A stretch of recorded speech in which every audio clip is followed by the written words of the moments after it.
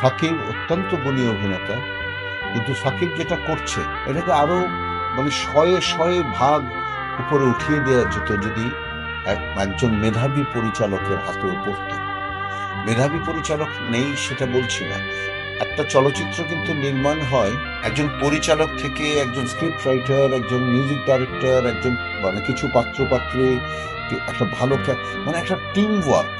এই টোটাল কোথায় যেন একটা সমন্বয়ের অভাব। এই সমন্বয়ের অভাবে কি হচ্ছে, ওই অভিনয়ের অভাব হয়ে যাচ্ছে। আর নয়, আর আমার দৃষ্টিতে Shakib is a very good actor.